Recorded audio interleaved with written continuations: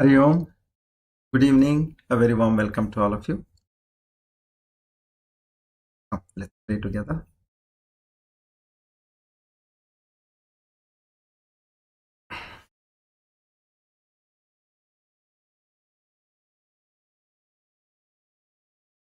Om.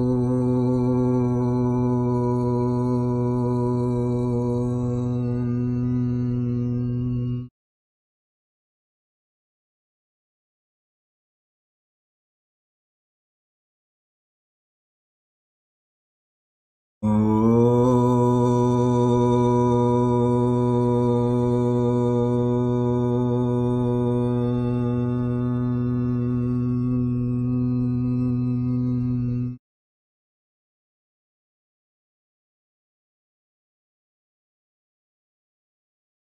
Om.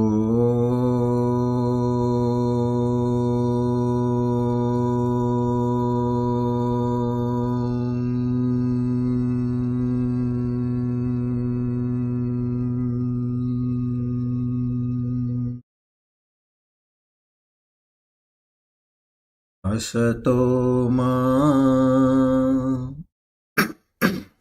sadgamaya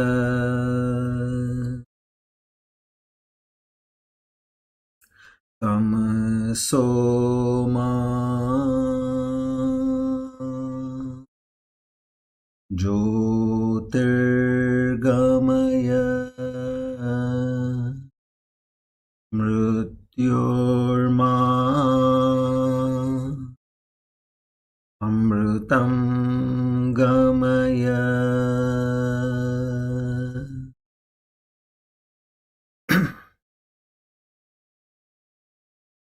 Sahana vavatu sahano bhunaktu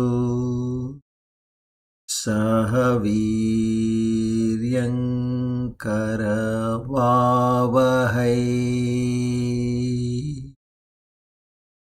tejasvina vadhitamastu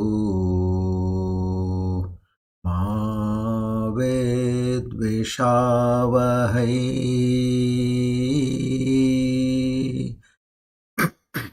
Om Shanti Shanti Shanti. Hari Om Tat Sat. Shri Chinmaya Sadgurave Namaha.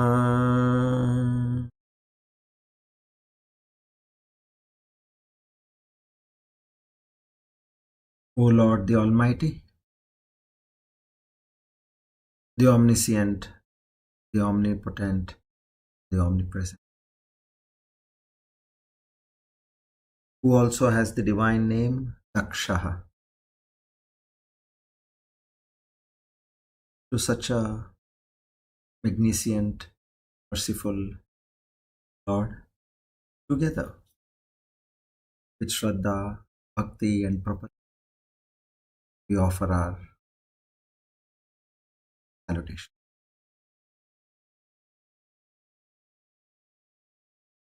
To seek His grace, His love, His mercy, His affection, His kindness, His benevolence, His forgiveness, His strength. O Lord, bless us with the enhanced qualities of Shraddha, Bhakti, Jnana, Vairagya, Prapatti, Mumukshutvam, only and only to understand Thy true nature, to have the first-hand experience right within our heart, the aparokshanubhuti, know Thy true self and be immersed in that knowledge experience. We beseech in you that at the end of our life, bless us that we reach thy holy feet. Salutations to the Guru Parampara.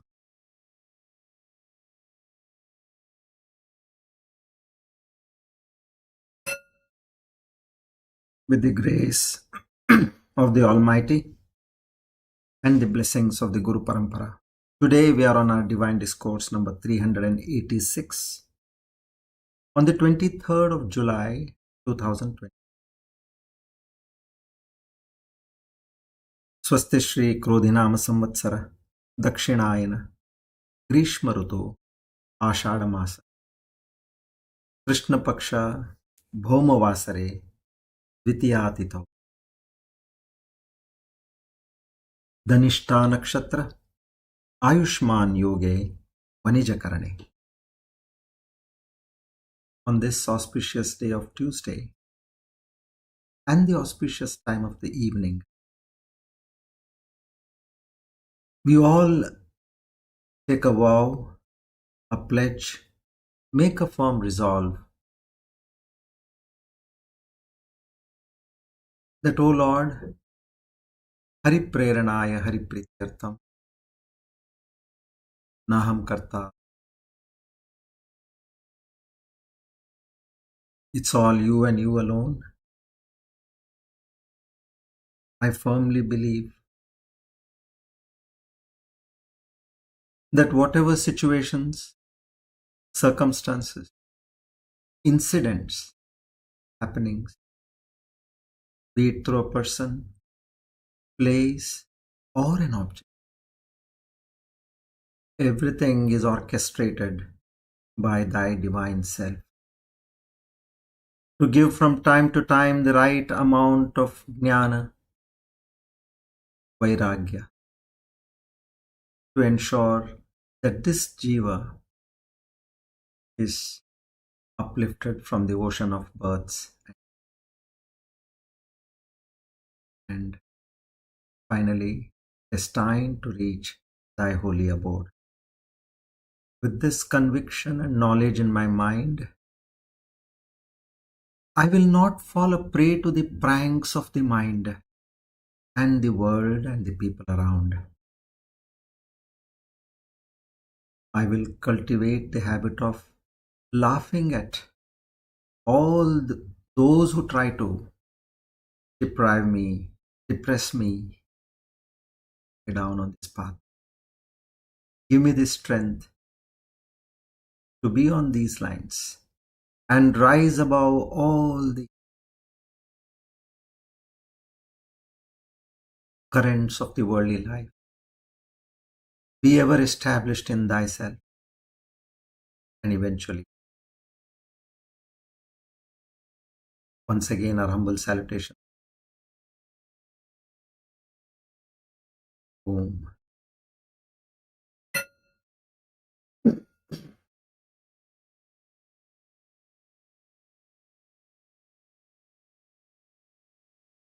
Good evening to all of you once again. So, we have broad changes. What we see is, one is we have come to Dakshinayan and we have just celebrated Guru Purnima and we have sought the blessings of our entire Guru Parampara, right from Maharshi Vedavyas ji, Bhagavan Adi Shankaracharya, Sri Ramakrishna Paramahamsa, Swami Chinmayananda, and my direct Acharya, Swami Advayananda, and Pujya Guruji, Swami Tejomayananda.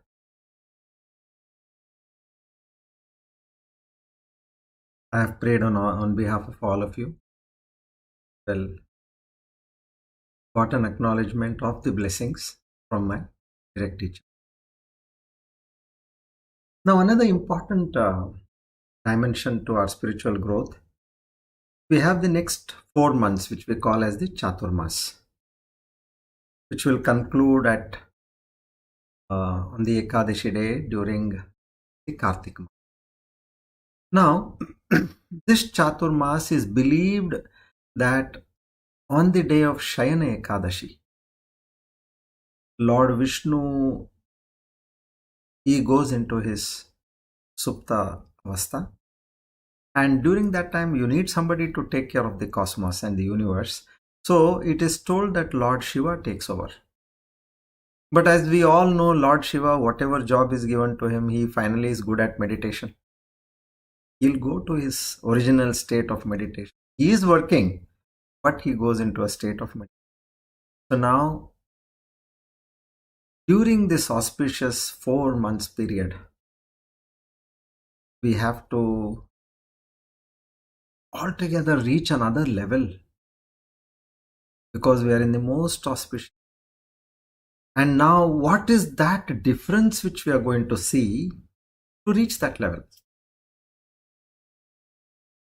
So I would like to mention to you all that so far we have been doing Sakshatkara Siddhi Yoga Dhyana, where we are the drashta, and in that thought of a witness, we have trained our mind so far. Now we are still in the with the mind. Now this is what we learnt in the last shloka. Machittaha. Me, my mind. Now what I am doing there, I am seeing the thoughts in my mind, so that I is still there. Now what was explained to us in the previous shloka was matparaha. You have to become a matpara. Rise above that. So from the state of that savikalpa samadhi, what we sampragnata samadhi, what we so call, which we are doing now, you have to move to the mat situation, which is the nirvikalpa samadhi, where there is pure consciousness. That is the highest. And what happens during that time? The aparoksha anubhuti is the result of this. Meaning, you are with that, merged with that consciousness. And when you have established yourself in that consciousness, you are in a state of, which is called as self-realization. Now, how do we do this? This is one of the major leaps which every soul as a sadhak is trying. You have the knowledge, but you don't have the experience. Now, converting this knowledge, which is known as the smriti, we have it in the mind.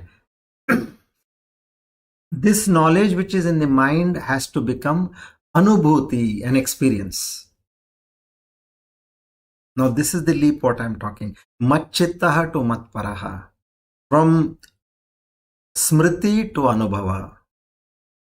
We have to now make this major leap, and that is possible. Now we are going to get into hardcore practicals, where we start with maybe some 20 or 25 minutes of meditation in the first 1 or 2 sessions, and then we slowly rise it to 30 minutes, and then we cross over 30 minutes. All that knowledge, how we are going to get rid of this anatma bhava. Swami Chinmayananda, our Gurudev, used to say, anatma he is to consider as all the dress we are wearing. Of course, in tropical countries, since there is substantial heat, so we don't wear many layers of clothing. But when you go to the colder countries, they have 3 layers, 4 layers, 5 layers. And when there is minus 10, 15, 20, they have even 6 layers of dressing. So like as we have this panchakosha, the anatma, so he is to say, undress and embrace. These are his words. Undress meaning you take away all the anatmas which you have, one by one, and embrace that divinity which is already there. You don't have to go anywhere else. So now this knowledge which we have got so far, using that knowledge, and practically we will be rewiring our brain. And I'll be talking a lot in detail about the brain initially. So let's say we're going to start next week, hopefully next week, 17th, 18th, 19th verse I have to complete, and next week I'll complete those 3 verses, or it could fall over also. I'm not in a hurry. I want everything to be going in the right pace, in the right manner. So if we are able to complete, as we complete 19, let's say, then I'll be giving you a briefing about this aparoksha anubhuti. This is one of the very unique methods you will be seeing. And now, where did this unique method come to us from? This is nothing but the prasad which I got from the uh, Chardham Yatra from Kedarnath. This was, I prayed that we want to convert this knowledge into Sakshatkara now. So earlier I was practicing the Panchakosha Dhyana, where you, as you say, undress Panchakosha one by one. But now using the techniques of the brain and the mantra and the dhyana together. Now this was module was prepared as I came back, and one fine day in the wee hours of the Brahma Muhurat, about 4 a.m. in the morning, when I was meditating, I got this insight, and it went on beautifully well. From time to time, I'm seeing many things which is coming to my mind to improvise this. Okay, so now that we have already started for the Kannada sessions, it's almost 4 or 5 sessions we have been doing this, and whoever has been practicing diligently have told me that they are already seeing themselves rising from where they are. So this is going to be one of the greatest leaps in our life, and there is no looking back now. That much I can assure all of you. Having come so far, there is no looking. In the sense, even if you want to go back, I'll tell you that divine power is not going to allow you to go. But don't get that ego in your mind. Stay with it. That is only your krupa. Even for me to surrender also, it has come only from your krupa. I cannot surrender. That prapatti is not my nature. You have given me that nature. Just like you have given me this aham bhava, in the same way you have given me this nature of prapatti, complete surrender.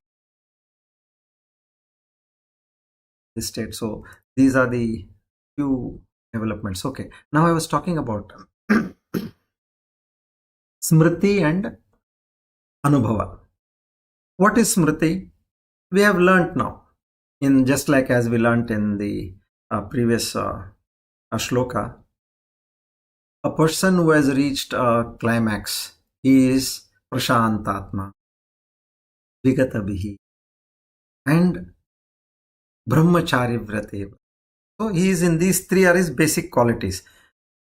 Prashantatma, with a peaceful mind, he has made his mind so peaceful, because when it is with the divinity, it automatically becomes peaceful. And vigatabihi, no fear. What to fear of in life? Because there is nothing to lose. See, when you have something to lose, you're fearful. But when you say, I don't have anything of mine, then what is that you have? You have to be fearful of. And then brahmachari, you have kept your life in moderation. Every aspect is so much in moderation that you are completely at ease. So now this is a stage which we have learned. And we also have these qualities. And then you have the knowledge that, okay, this is that consciousness which envelops the entire universe and which runs through me as the Chetana Shakti, and which I'm nothing but a reflection of that consciousness. All this we have learnt, but now we need to experience it. Now, say for example, I show you this pen. Now you're seeing this pen. You're seeing? You have seen this pen. So now when you're seeing this pen, what is happening? There is an experience of seeing. Okay. Now I keep the pen down. I ask you to close your eyes, and I say now, remember the pen. So now you close your eyes, and what you have just now seen, you are remembering it. Now when you are remembering it, is there an experience? There is no. There is only remembering. Now there your faculty of memory is active now. Hippocampus. That faculty is, it gathers the data what it has just now collected, and it gives back to the mind saying, yes, I know this product, I know this object, and I remember seeing it. So when there is remembering, there is no experience. And when there is experience, there is no remembering. Now again, if I show you this pen, do you have to remember to see this pen? No. You're straight seeing the pen. You have with your pratyaksha, with your eyes, you're able to see this. So what should happen to us is, this knowledge, whatever we have gained about that divinity and that reality, that should become your experience on a moment to moment basis. So taking you from the smriti to the anubhava is our target. So various steps in meditation, using the fundamentals of how a brain works, very scientifically designed. Now another important aspect I should share with you, whatever thoughts came to my mind, I just incorporated. And then somehow I got a inkling, why don't I study this, do some research on this particular thought process which I have got as far as doing this aparoksha anubhuti. I studied and I realized when I got to the brain, whatever we had inculcated was to the best extent possible, which is prescribed by the study of the brain. Like to enumerate, when you do mantra chanting and meditation together, you get the highest results. So now that is what we have already incorporated. So this came after we had started. So likewise, I'm saying all these give me a clear indication that we have the hand of God, what they say. Yes, He's always there. Keeping this faith, devotion, we move on. Whatever is coming to us is coming. It could be any aspect, knowledge, humbleness, the zeal to learn, sadhana. All this is nothing but purely strength. So now we go to verse 15. I was midway last in the previous session. I'll take verse 15 and we'll try to complete verse 16 so that we can start with 17, 18, 19 session. Before I'll do one thing. Okay, verse 15, read the verse and then we can forward.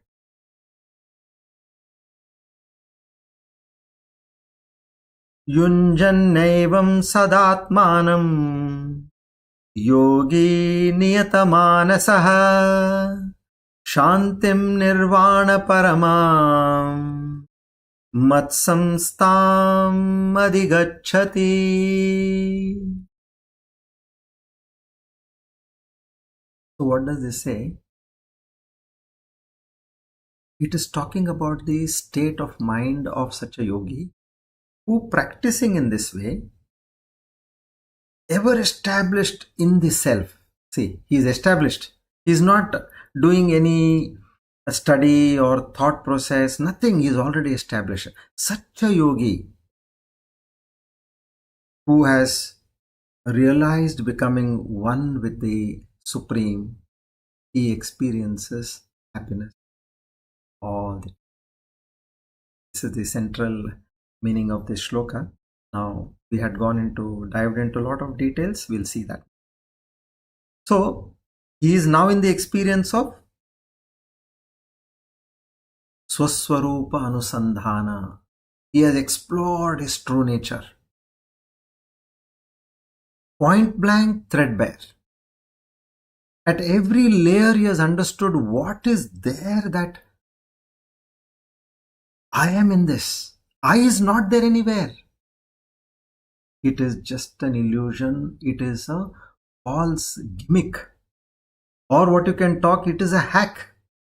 I should not be a victim to this hack. So, in this way, now mind is that which creates this hack. Because Lord has created that way. He has put this mind, and all these tricks of the mind is played on the jiva and ensures that it doesn't move forward towards self-realization. That is what he has done. But as I mentioned, rare souls, privileged souls, which are handpicked by the Lord, there he tries to unwind the trick what he has played. So in this way, we spoke about chitihi dahati nirjivam chinta namaka sajivakam, which means the chiti, the funeral fire, it burns one who is dead. But this chinta, what is there, the mind, it keeps you always in a loop. So it burns a person who is alive. Meaning, as they say, jite ji, meaning while living he is already burnt. So such a person, for a chiti to burn, what you need fire. But to burn a living person, you need thoughts, that is chinta. So now you can see, chinta is more powerful than fire. Can you ever imagine this? We think, oh my God, fire can burn down anything. But right now, within our mind, we have created so many verticals, and we are constantly running that fire within our mind. Now, what is that fire doing to you? It is fire. It is burning down all the divinity and the bridges towards divinity. So know that these thoughts, that chinta, what we call, is more powerful in terms of destruction of a human. So keeping this mind, what we have to ensure? Stillness, calmness. So one should control the thoughts of the mind and keep it prashanta, shantatma, what we say. And in the 19th verse, it is spoken about yata dipo nivatasto nengete sopamasprataha, meaning you place a lamp in a windless place, it does not flicker. In the same way, now a yogi with his controlled mind, he practices yoga, the self, and is completely absorbed. So yatadi nivatastato. So now for a lamp, as it is in a secluded place, without any movement, in the same way, control your mind. Don't allow anything to hit your mind. And something more, asanga shastrena dridena chit. This is another great weapon which the yogis talk about. Acts of detachment. What is it? See, we all don't think that to be a vairagi you need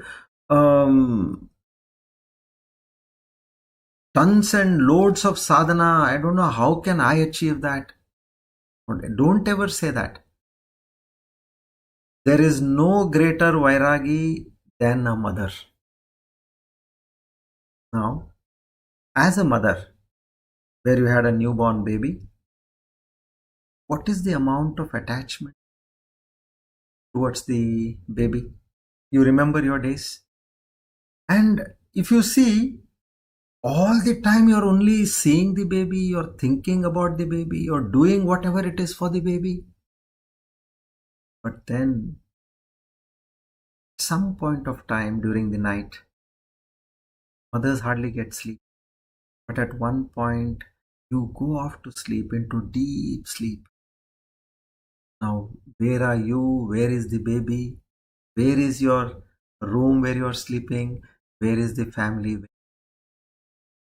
Didn't you forget it? You have that capacity. Everybody has got that capacity. We all together, when we go into deep sleep. Now I gave an example so that of a mother and child, because you can relate to it well. A person who is all the time mad about, let's say, a person who is doing business. He's all the time mad about his business, his customers, his factories, his product, his sales. At one point, when he goes off to sleep, he completely forgets everything. So this vairagya is an embedded aspect in us. Only thing is, we are scared. We only think, oh, vairagya means you think of that saffron clothes and everything has to be given up and you have to go to the Himalayas. No, we have that. It is only in your mind. How you are going to Shiva Arpanamastu. Everything offer. Whatever you are doing, offer it to the Lord. And the best way is, I tell you, when you practice Karma Yoga, you start off a job. As simple as, like, say you are getting guests to your house, you're cooking some food, you're worried. Now these are maybe some prospective groom or a bride's parents are coming. So you're very careful, meticulous about everything going well, and you have cooked. Now what is your intention?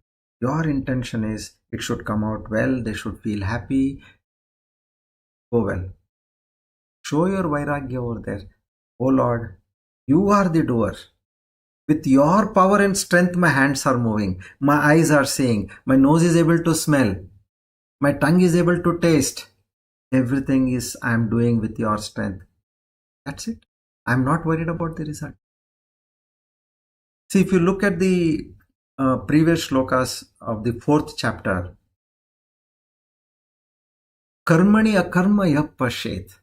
You are doing your action, but you are not the doer. And then it goes on to talk about Tyaktva karma phala sangam. Nirashihi. Next shloka. And Yukte manneta tattvavita. See, there is going stage by stage. What he says in the first stage is, whatever I desire and the causes for the desire, he says, I'm giving up those desires and its causes. First level. Okay. Now he goes to the next level and he says, okay, without a desire, now I'm doing my action. But no sooner I do my action, immediately I get a feeling that I should get so and so result. Now I'm just taking a recap of all these essential aspects. Just think, apply it in your life. Otherwise, we may read it 100 times, we may listen it 100 times, it's not going to work. I am not going to encourage the cause of a desire nor a desire. Unless and until you are watchful, you won't be able to do this. And then the next level is when I'm in action, where I'm cooking for my very esteemed guests, one moment drop the idea that, oh Lord, it has to come out well. We pray. It should come out well. Please bless me. Give up that. And then the third stage comes is where he talks about, he says, I've already given up desire. And while doing the action of the result, I've given up the desire of the result. And I will not pray for anything. Consciously, I will not pray to you for anything. So at these 3 levels, now this sadhak has completely picked that agencyship in him, kartrutva bhava. So in this manner, now what you have to do, you have to understand that Sangha Shastra, this acts of detachment, by every action, this Jagan Mithya, Brahma Satya, Jagan. See, now death is highly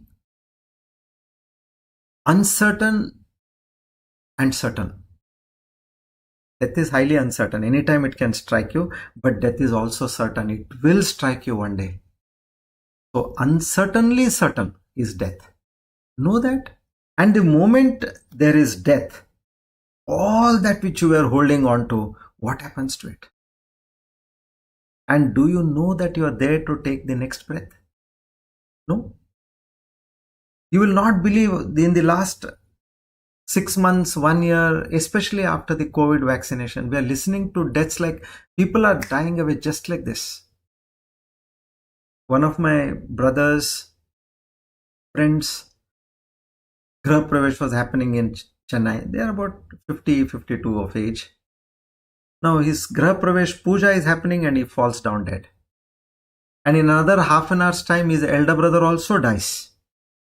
Now they were all running around in the function hall. Imagine what is this death? He's celebrating the Grah Pravesh of his house. All the relatives have come in and there they see this dead body, and in another half an hour they see another family member collapsing. I listened to, this is on the 31st night, which is literally as per English calendar, 1st of January this year. A lady who is in her 42, in her early 40s, and she was having a hearty laugh along with her husband and all her family members. Her in-laws are there, her parents are there, brothers are there, children are there. She's just laughing and she falls down and she dies. Now listen to such things. You get to listen. Know that death is highly uncertainly certain. And acknowledge this fact. And that will give you that feeling of Sangha Shastra. It says, why am I attached to so many things in life? Give up. I don't know whether I'm there or not the next moment. With this conviction in mind, one has to move forward. Then what happens is, then we get established in this knowledge. See, unless and until we get out of the clutches of the mind, we are not going to be saved. And the best way to get out of the clutches of the mind is to retaliate on every front. Give it a nice kick. Ensure that you are stabilized in that. So now the Lord talks of this state. Now he comes to this stage where a person is constantly happy in this state of oneness with the. He says, well, good, but now he has to tell us as a sadhak, how do I get this? Please tell me. You have told me what to become, but how to become that? So then he starts briefly in 2-3 shlokas. He tells us you have to modulate your lifestyle. It starts with that. Anybody and everybody just cannot get into this. You have to be careful about several aspects, and he gives those teachings to us. Let's read the book and move forward. Shri Bhagavan Uvacha Natyashnatastu yogosti न चैकान्तमनश्नतः न चाति स्वप्नशीलस्य जाग्रतो नैव चार्जुन.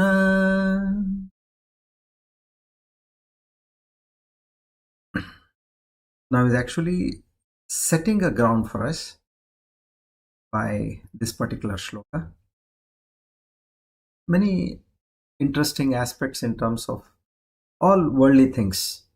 Now suddenly from that high level he comes to say, look, every basic aspect of your life is important. So I start from there, he says. So now what he says is, after having gone through this deep transcendental state, now he comes back to the external state of the mind, saying, to go to such a deep state, what should be the level of one's discipline? How should one balance his food habits and his recreational or rest habits? So moving on with this shloka. So you want to reach that state of Samadhi. Now we have decided that. But be careful. Your food habits and your creational extremely path. In a very simple way to explain, you want to do, now you have learned this knowledge, you want to do sadhana. Initially Shravana, Manana, and then at one point you get to Nididhyasana. At whatever stage you are, let's say you had a heavy meal, our immediate experience is that the mind becomes dull. The mind will never be attentive when your stomach is full. So now, when in other words, as they say, when the stomach is full, the mind goes empty. So this way, when the stomach is empty, then mind only talks about food. So one should create a balance. Na atyashnutastu yogosti, meaning one who indulges in eating, in extreme eating, he cannot meditate. So if you want to meditate, then you have to regulate your eating. That is a straight direction or instruction.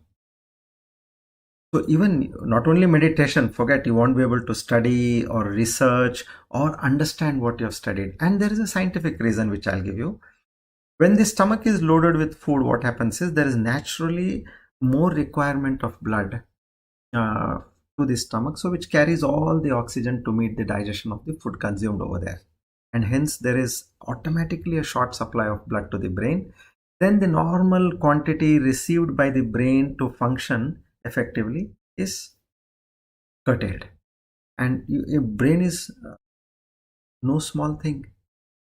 It carries 2% of the body's weight. It only weighs 2% of the body's weight, and it consumes 20% of the energy, of the entire body's energy. Now listen here, 750 ml per minute the brain requires to function efficiently, and this is about 15% of the entire blood supply. It takes away only brain 750 ml per minute.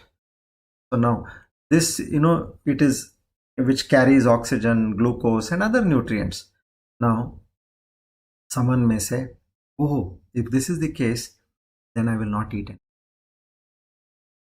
I'll go on a fast.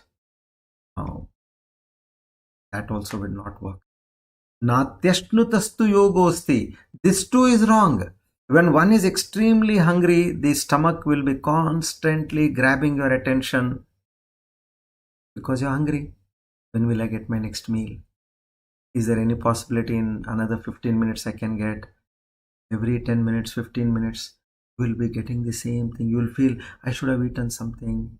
I should have taken a drink and sat for this. I'm feeling weak and tired. I'm not able to sit properly. So either you overeat or you undereat. Is a problem. So this mediocre. There the question of brahmacharya, meaning moderation. So once you are in that stage, then automatically what happens is you are in the right frame of mind. So that balance you have to create for yourself. How much is excess for you and how much is short for you in terms of affecting your meditation. So your food has to be in line with the quality of meditation which you are experiencing. That you have to strike. Okay.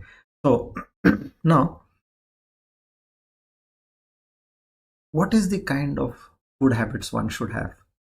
So these are generally what they talk as per Ayurveda, which we have all heard. Eka bhuktam yogi, one who eats once a day is a yogi. Dvibhuktam bhogi, person who eats twice is a bhogi, still indulged in his senses. Tribhuktam rogi, who eats thrice, he is definitely going to become a rogi. There is no doubt about it. If not today, someday he'll become a rogi. Chaturbhuktam, he said drashtam. Drashtam means there is no point in talking of such a person who is eating 4 times a day. Okay. And what is the right quantity of food to be eaten? Now that balance what we are talking, it starts with quantity, moderation. So common Ayurvedic recommendation is fill your stomach up to half with solid food, 1/4 with liquids. It could be like you're taking chas, you're taking some liquid kheer or something, or you're taking rasam, sambar. All this has enough of liquid in it. So half of food, 1/4 of liquid, and leave 1/4 empty for digestion. So this is all this. Now it depends on what? It depends on your prakriti again. Everybody is not of the same kind. So based on your individual constitution, the Ayurveda talks about the Vata, Pitta and Khapha. These three important components. Now it is one of the three is in excess and some are on a combo basis. So one has to understand whether it comes under the Vata or the Pitta or the Kapha category. Like for example, if you are a Vata individual, let's say, so you would require smaller and more frequent meals to maintain energy levels. Now what we normally do is we look at somebody else, they are doing some kind of a, say, intermittent fast, or they are doing of every 2 hours they take in small quantities. Now this IFS come only recently. Earlier it was eating small portions every 2 hours.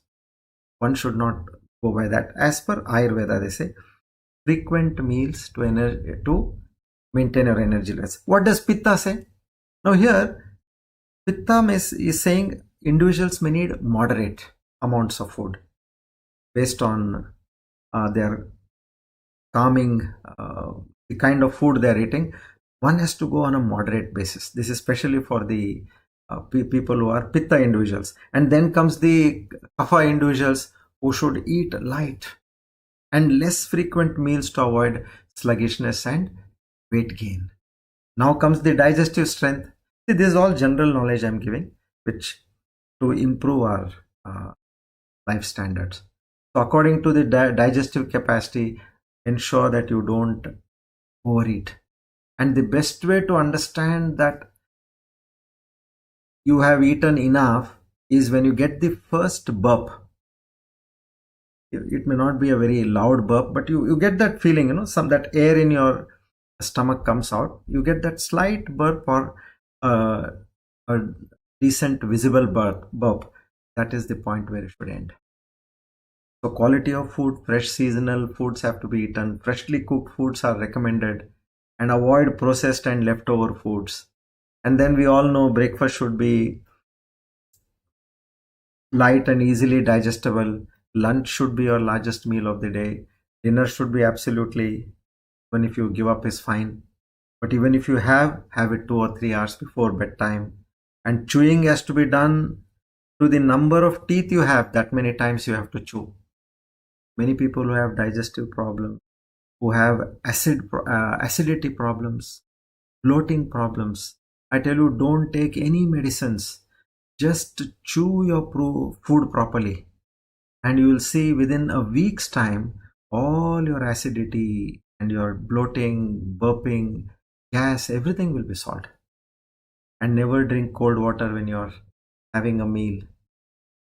Compulsorily drink at least half an hour before a glass of water before your meal. Compulsorily. And drink water only after 1 hour of your meal. In between your meal, you can only helps. That's it. So these are all the ways of maintaining your eating, but you should know what to eat, when to eat, how to eat. So as this Ayurvedic mantra says, Annam ashitam tredha vidhiyate. Whatever we eat, it goes into three main phases in your body. Now this is important for us to understand. Tatrayo nishtayate sah tanmanah bhavati. Yat madhyam tat masam bhavati. And yas swavishtaha sa purisham bhavati. Meaning this annam ashitam tredha vidhiyate, meaning the food which we consume, it is divided in three portions. Tatrayo Nishtayate sah tan manah bhavati, meaning the subtlest part of the food, it nourishes our mind. The subtlest part, meaning the vitamins, minerals, all the nutrients, they go to the mind. Yat madhyamam tat mamsam bhavati. And one portion of the food, the middle part, the middle one third, what we call, it flourishes our flesh, muscles, tissues, all this part. And yet, savishtaha sa purisham bhavati, meaning the heaviest part of the food becomes waste and is expelled as. This is the broad explanation. So one should focus. Now, what we want for our sadhana, we don't want to build muscles here, and nor we are interested in the heavy part. What we are interested in the mind. So ensure that you eat food which are rich in minerals, which are rich in nutrients. That is the central part which I would like to um, mention to you. Like, for example, now I give a lot of importance to um, what we call is pumpkin. Now, pumpkin is very good for our brain. Now, all the foods which are good for our brain, we should try to eat such kind of food. Like you have the almonds which are good. Now, make them a compulsory. They are your medicines. As we take medicines religiously in our pouch, in the same way, food should become, I must eat this once a day, once a week, or twice a week. Water I should drink on these lines. Water does a lot good to your body. Having the simple principle of half an hour before a glass of water, before food, and only after 1 hour having water will create wonders. And eating food, chewing, as they say, 32 teeth you have, 32 times you chew. Then you see what your health is going to be. So in this way, now tatra yonishtit tatra yonishtisthana manaha, meaning here the food which you have consumed becomes the vital essence. Now it goes to your brain cells. Yan madhyantam mamsam, which we discussed. So yonishtisthana manaha natyushnatastyogosti naichekanta manashnatah. So one should not overeat and undereat as well, which we learned now. Now, na chati swapnashilasya jagrato naiva charjuna. Comes to the level. Excessive sleep will make you person. One cannot meditate. So as soon as he sits for meditation, he will fall asleep. Now don't think that I've had enough sleep, so I will never go off to sleep. No. Excessive sleep is talking about. So as per the Shastras, they say one needs only 4 hours of sleep. But that was written long back ago, and they were sleeping at the right time. They were doing all the right things in life. And that 4 hours of sleep is considered to be the absolute deep sleep, which we don't get. In fact, we measure and see that your deep sleep will not go more than 40 or 50 minutes in a day, as per the current gadgets. Now, this 4 hours of sleep, they are talking of very sound sleep in the most appropriate manner. So, in today's lifestyle, you can say you sleep anywhere between 7 to 8 hours or 6 to 8 hours of sleep. Then you can say you would have got the right amount of sleep. So, Jagrato Naiva Charjuna. Say, okay, why should I sleep more than? I will not sleep. I will be like that Arjuna, Gudakesha, going without sleep. Even that thing will not work. Because the moment you sit down for meditation, your body is craving for sleep and it will immediately. So this is disastrous. I'll tell you, in Badrinath it so happened. I was speaking to a Panditji and he told me we'll have our holy bath in the kund over there morning 3 o'clock, and then we'll finish our bath and we'll stand in the queue, maybe half an hour, 45 minutes, up to an hour. You will finish your darshan And then from, which is about 4:30, 5 o'clock type, we sit in the mandir and we do meditation. The previous day it sounded very good. I said, there can't be a better thing than this. Okay, next to the Bhagwan Adi Shankaracharya's mandir. We were sitting there, and I tell you my personal experience. No sooner I closed my eyes, I was going off to sleep. The reason is I have not slept well for the last almost 9 days and the previous night also. So, meaning what happens is when you have less sleep, your mind automatically goes off to sleep. Then the Panditji was asking me, "Kya ho raha hai?" I said, "Neend aa raha hai mujhe." And that is the body function. You can't deny this. So, in this scenario, you have to modulate again. So, food and rest, these two things become extremely important for a person to get an understanding of what should be the amount of sleep I should have in my routine. Now, on some very important aspects of sleep, I'll tell you. There is a very beautiful saying: timing your sleep is like timing an investment in the stock market. It doesn't matter how much you invest, it matters when you invest. Got my point? So, timing your sleep. Now, maximum advantage if you want to get from sleep, as per your body cycle, 10 to 2 a.m. is where all your organs are working in symphony and synchronization to get the maximum output. So if you are able to sleep by 10, by 2 o'clock, you have already achieved maximum benefit of what has to come from your body. Now this is what science is saying. If you sleep by 11, 25% efficiency is gone down. So timing your sleep is important. That is what we need to understand. And briefly, I'll tell you what to avoid. Avoid excessive blue lights that are emitted by screens. It could be a TV screen, a mobile screen, a laptop screen, whatever is there. Avoid at least 1 hour before. Then excessive exercising before bedtime. Some people now, this has become style. They come from office, 8 o'clock, 8:30 types, and then they go to the gym, and they come back from gym, and then they have their dinner, and they go off to sleep.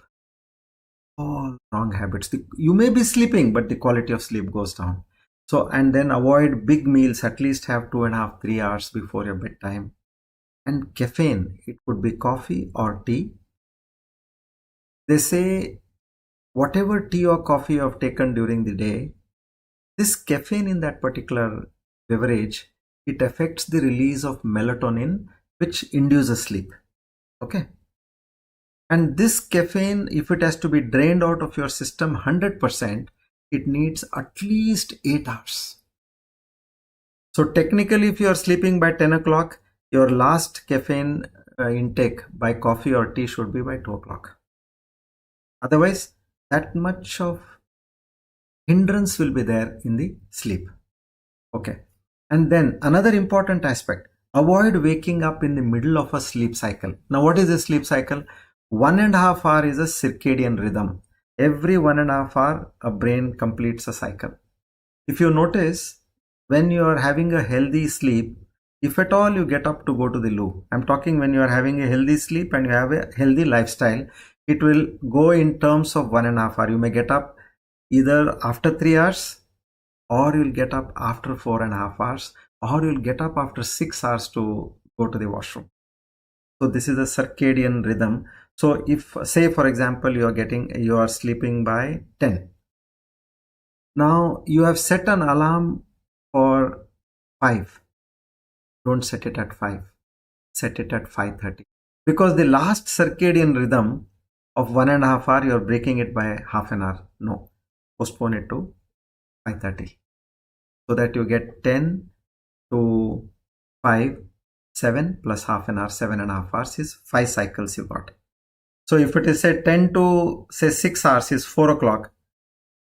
If it is at 4:30, don't keep it at 4:30. Come back to 4, because that half an hour is not going to add value to your sleep. So these are the what you should avoid, and what you should do. Understand your sleep pattern and maintain that consistent 5, 10, 15 minutes. That's all, plus minus.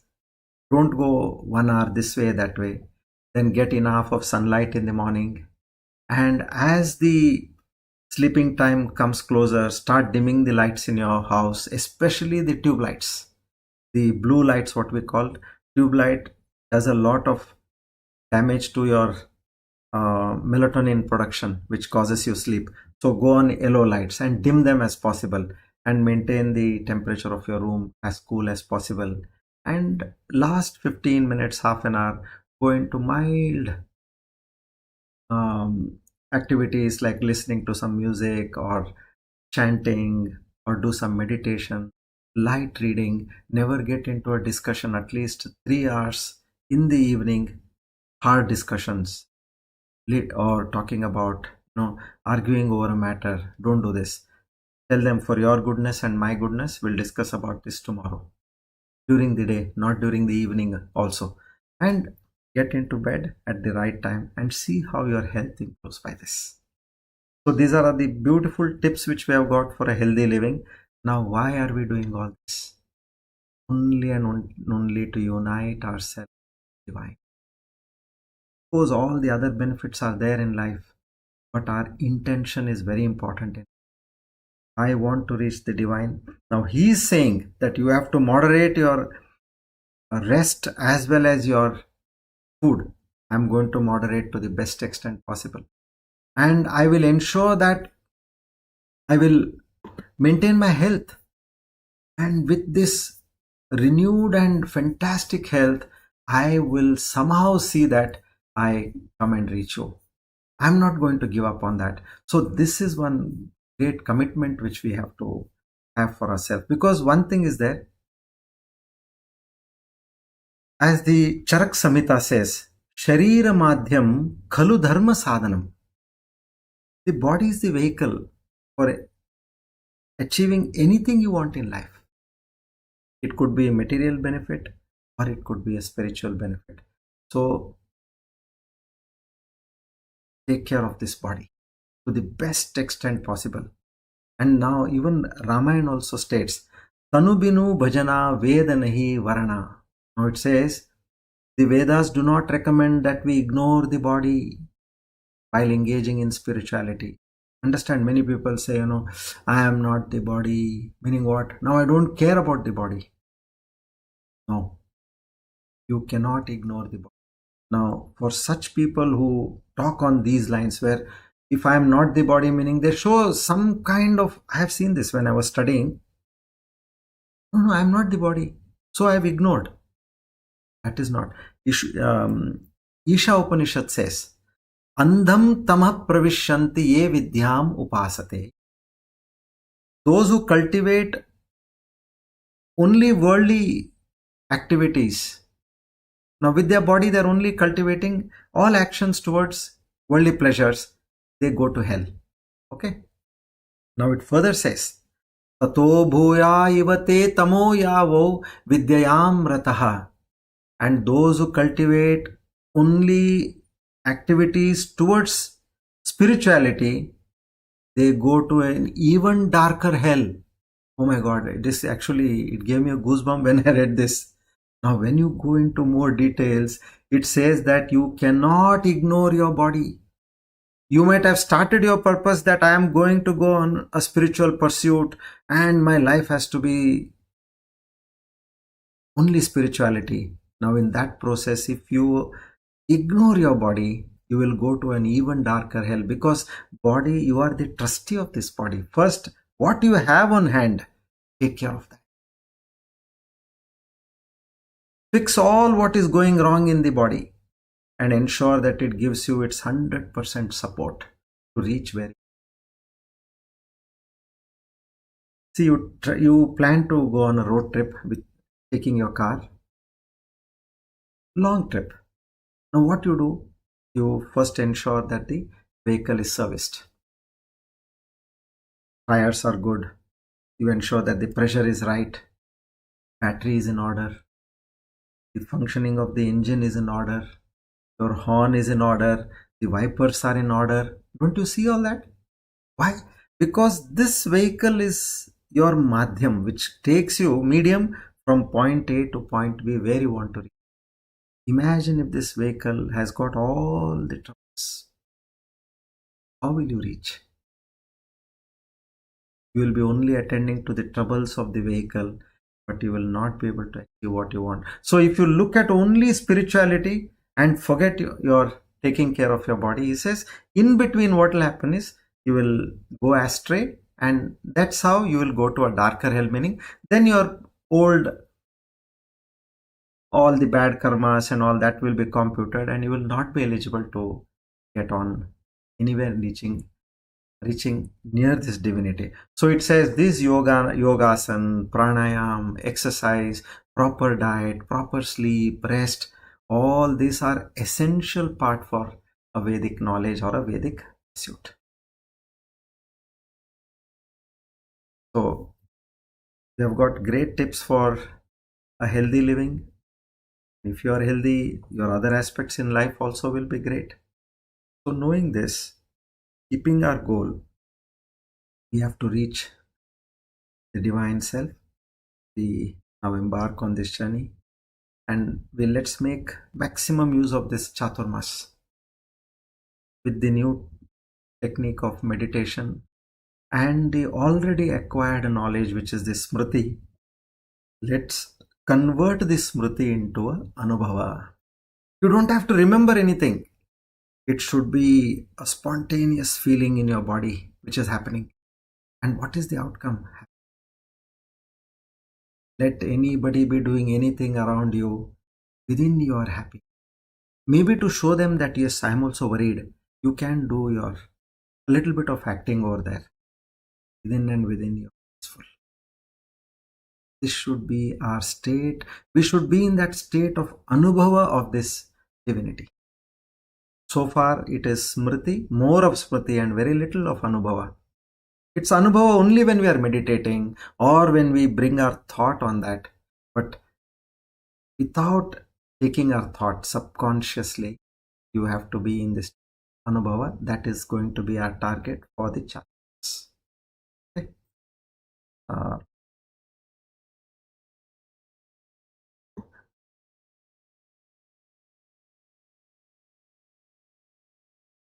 Now we do the Sakshatkara Siddhi Yoga Dhyana.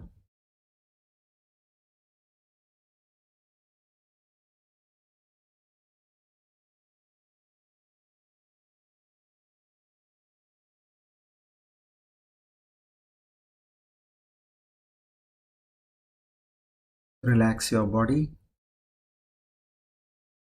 You need to get up, take a few steps, improve your blood circulation, and sit back. You can do that.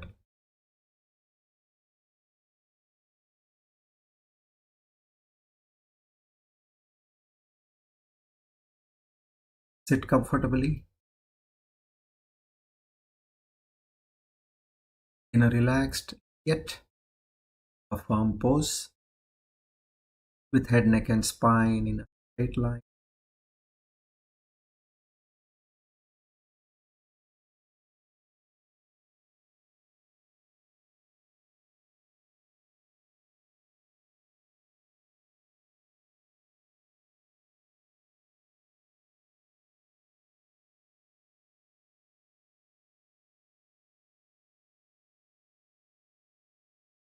Completely relax your body.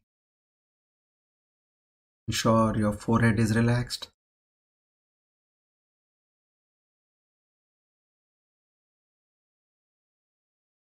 Your face is completely.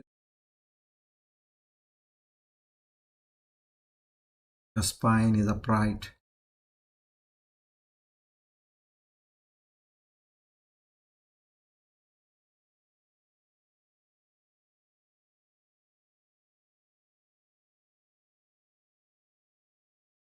Take a few deep breaths.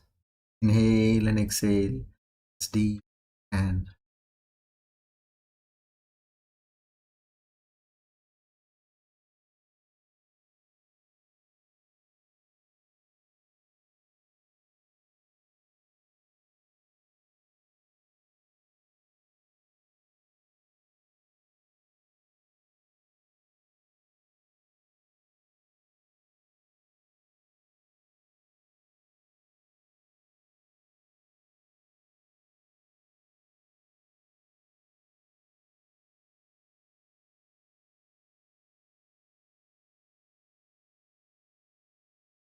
Now staying in the drashta bhava, the state of being a witness, observe your mind.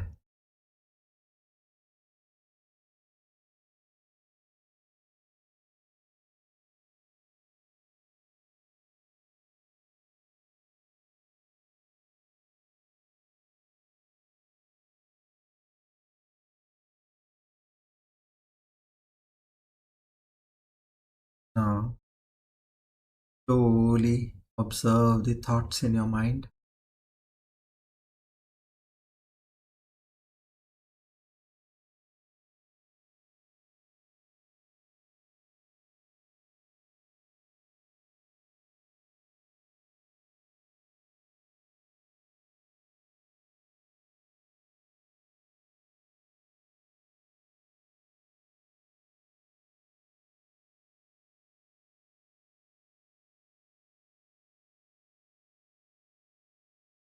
Without being judgmental,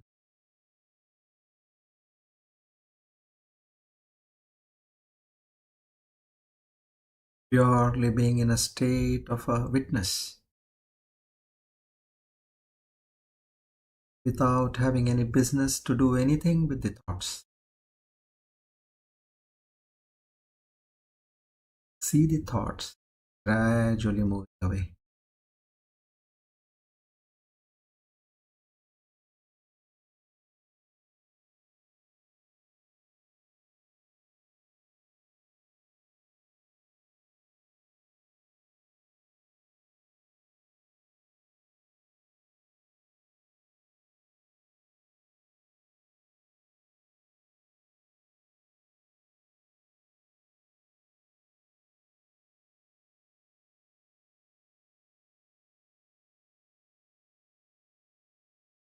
Being in the state, notice the number of thoughts gradually reducing.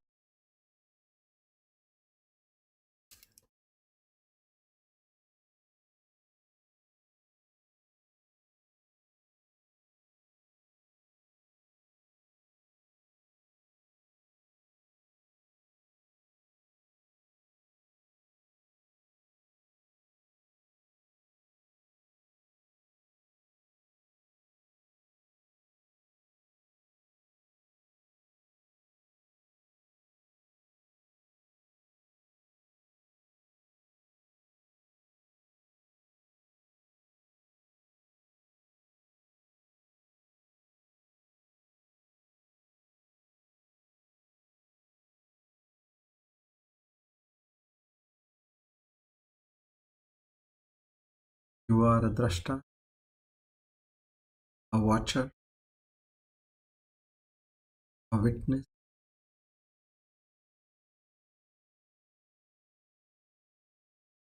of your mind, and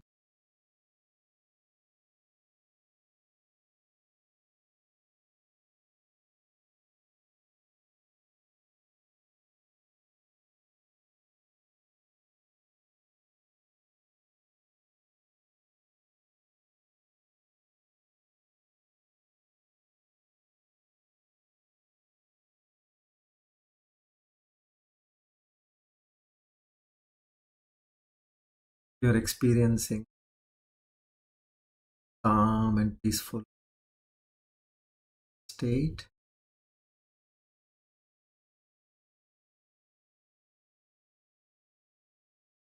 Keep relaxing your forehead.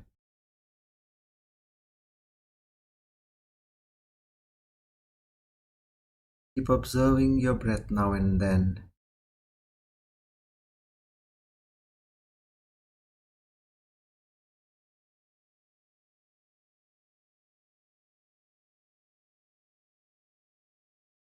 Again, go back to the mind.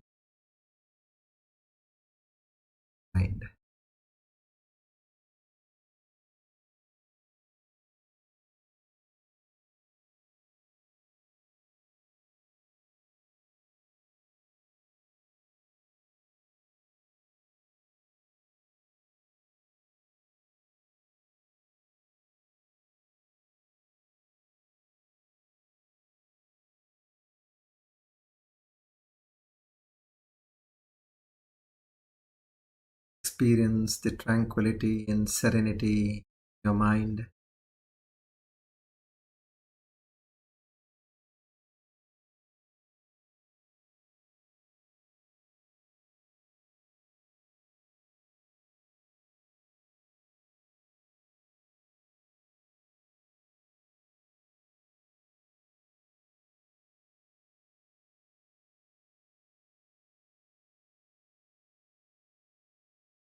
I am not the mind is not mine.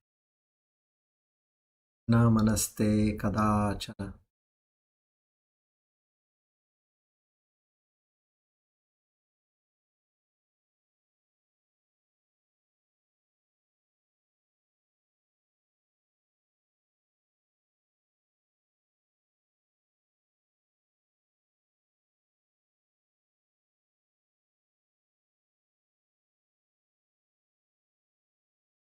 Now you're surprised to see there is not a single thought in the.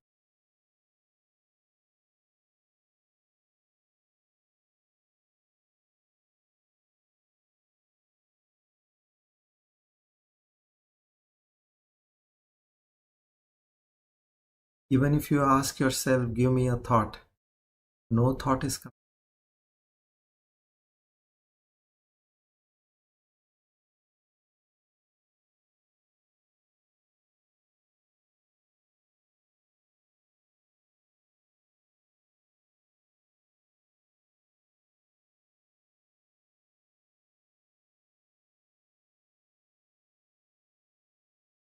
Prashanta manasa.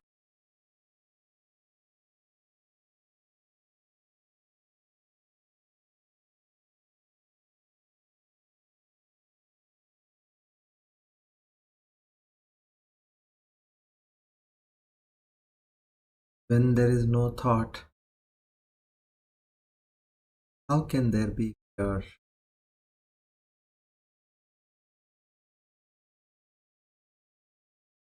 Vigata vihi, free from.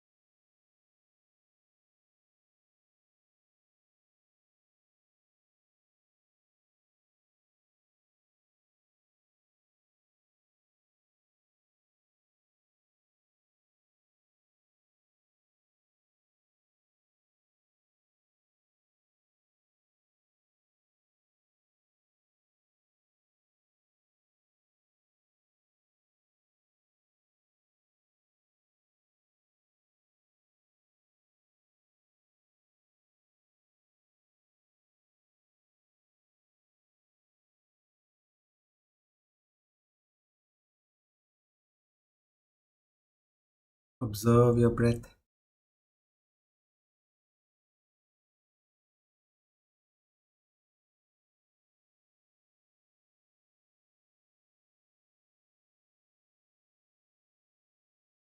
And the.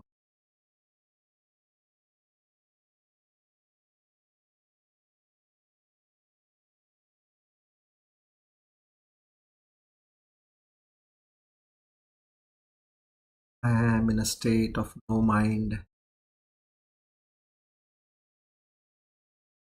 Na manaste kadachana.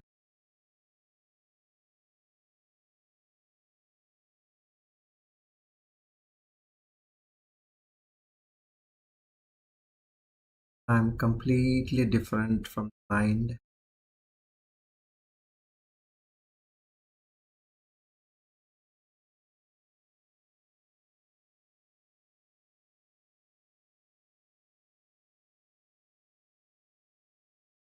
Just like I see a table, clock, fridge, a sofa, I am able to see my mind.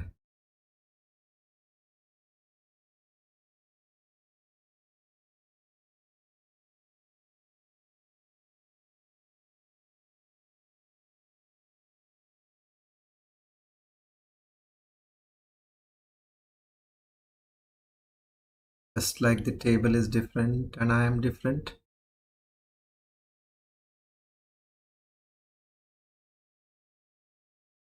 Just like the fridge is different, I am different.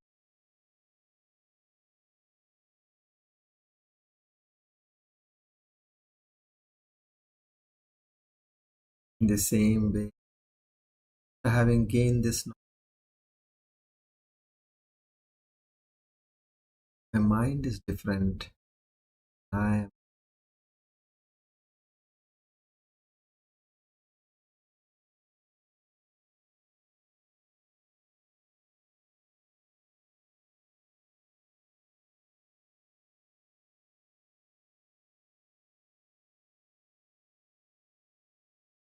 just like I use the table,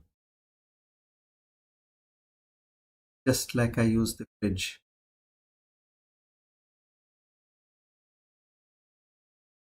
I use my mind.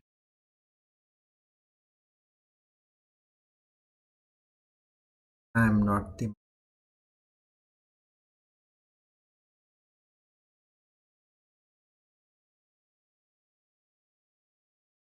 namaste. Acha.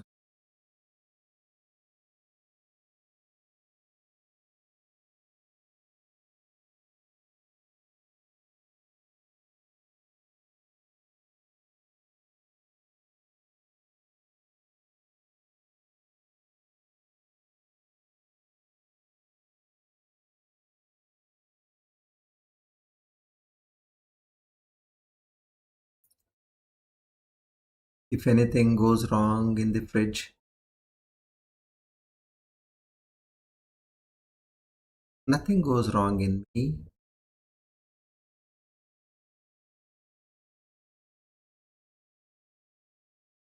In the same way, goes wrong in the mind, nothing goes wrong in me, the observer, the witness, the sakshi, the drashta.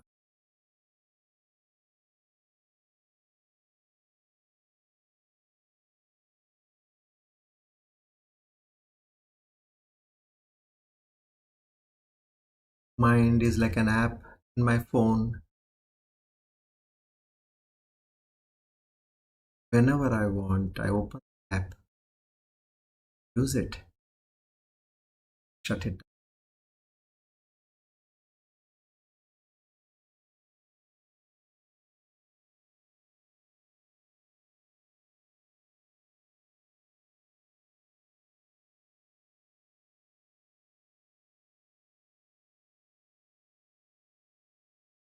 Bring your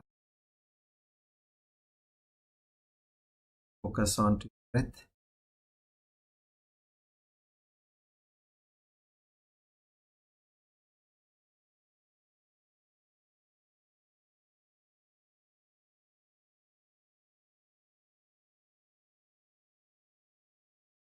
Become aware of where you're seated.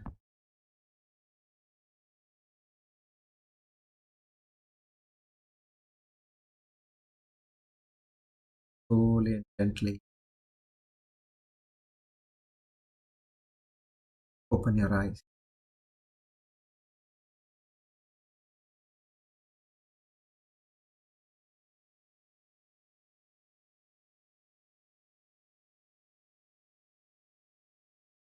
We do the Vishnu Sahasranama, sloka 45, 423, Dakshaha.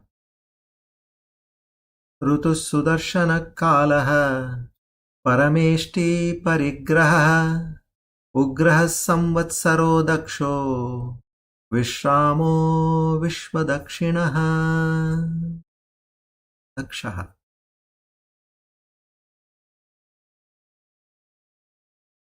With an inverted comma, the smart, one who undertakes the creation, sustenance, and dissolution of the whole cosmos with ease and efficiency, diligence and promptitude. Such a Be smart, Dakshaha. We offer our humble salutation. Seek His grace, His mercy.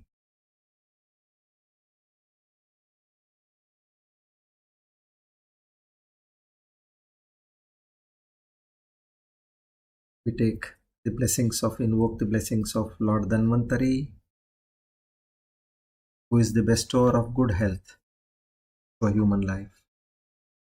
Om Namo Bhagavate Mahasudarshanaaya Vasudevaya Dhanvantaraye Amrutagalashahastaya Sarvabhaya Vinashaya Sarvaroga Nivaranaya Trailokyapataye Trailokyanidhaye Shri Mahavishnu Swarupa Shri Dhanvantari Swarupa Shri Shri Shri Aushadha Chakra Narayanaya Swaha.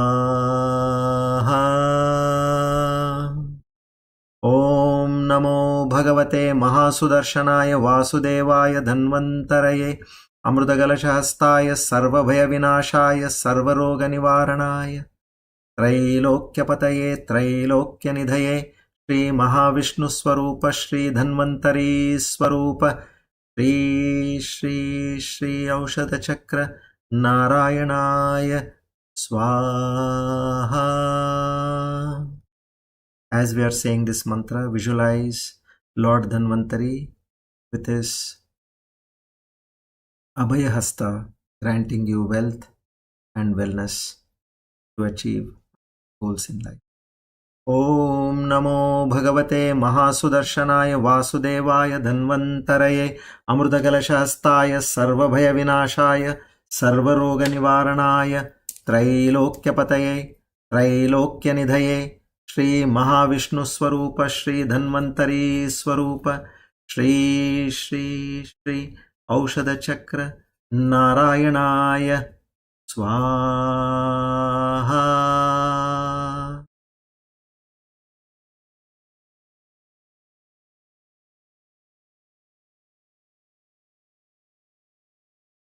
Om Purnamada Purnamidam Purnat Purnamudachyate Purnasya Purnamadaya Purnamevavashishyate. Om Shanti Shanti Shanti. Hari Om Tat Sat. Shri Chinmaya Sadgurave Namaha.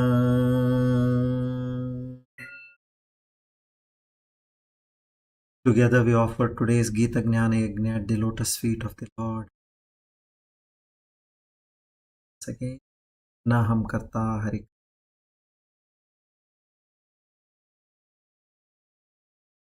Om.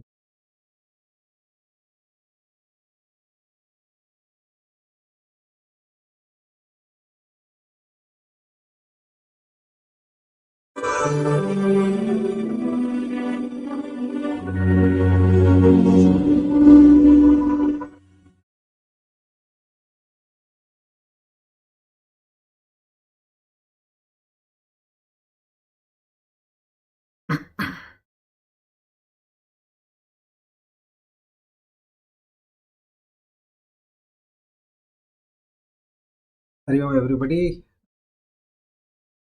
Once again a warm and peaceful night. Shubharatri. So let's get rejuvenated. Keep every aspect of teaching as a practice and eventually make the smriti into an anubhava.